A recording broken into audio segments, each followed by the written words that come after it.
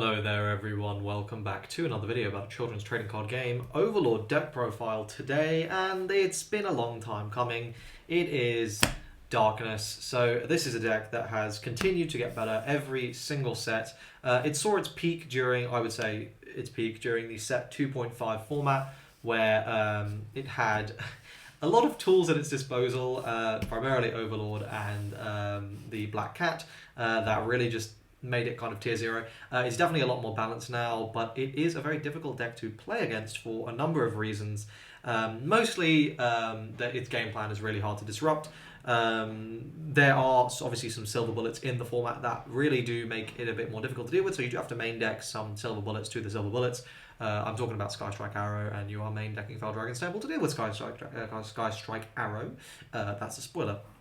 But it is also like a super fun deck to play. You just get to do your thing. You get to summon big 7/7/2 dudes, and you know, most importantly, so like a lot of the time you are just going to end your opponent's turn, and there is something truly beautiful about the look of just sadness on the opponent's face when they're like, I can't do anything, and that's always fun to me. So let's get started, and we will begin with 3 copies of the original Rex. So before, this was always a 4 of. Now I think you do want to make space for new Rex. I really do like new Rex.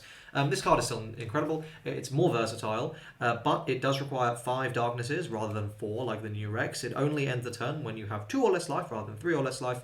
And it cannot be placed in defensive zone, whereas New Rex can be placed in defensive zone, and in fact has defender. However, this pops anything, so it can also pop units, and it also heals. So it's not like this card is useless by any means. It can also return countered darknesses, which obviously New Rex can't. So you know, while we're at it, let's go ahead and grab out the new Rexes while we're talking about this.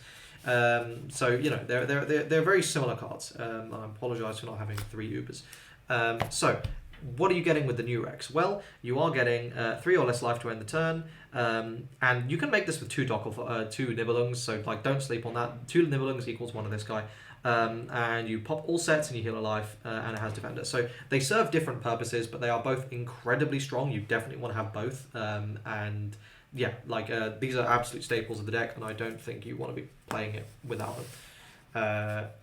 So while we're doing that, let's go ahead and do more of the Abyss Summon targets. I played 2 Hades.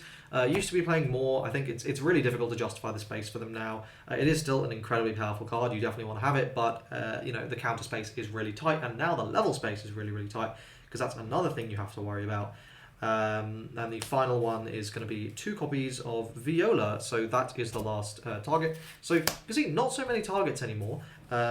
You're being definitely really selective with the targets you're running, but it's worth it because they're all really strong. So this is obviously a complete board wipe.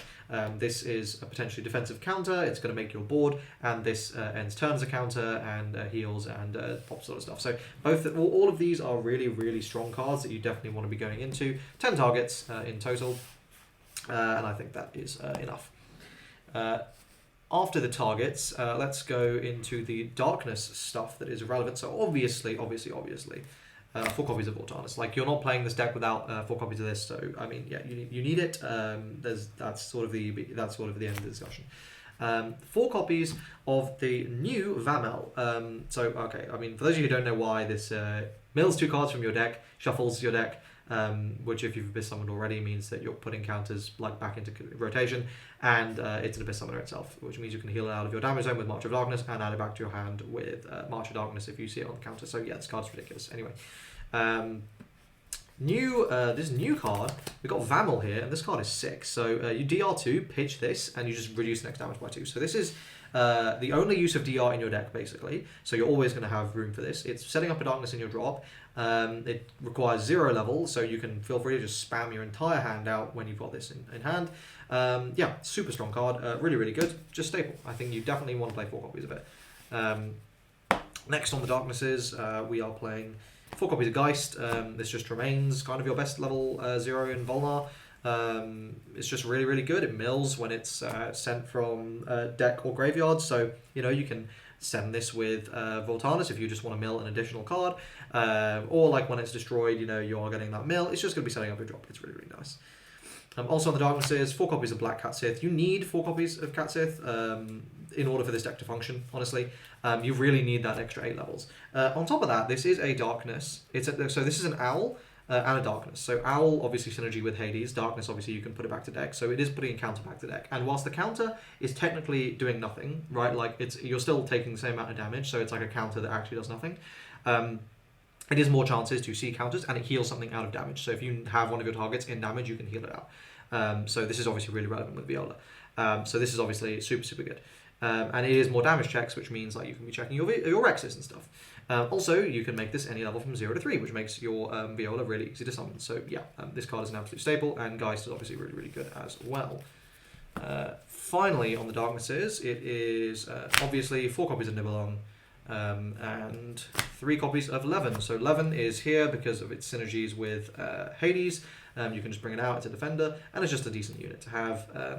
Owl Darkness, it's good, and it counts to the 0 in drop. So there's obviously some versatility in there for paying costs for Viola and for reviving, and then obviously Nibelung is the best card to have in drop ever.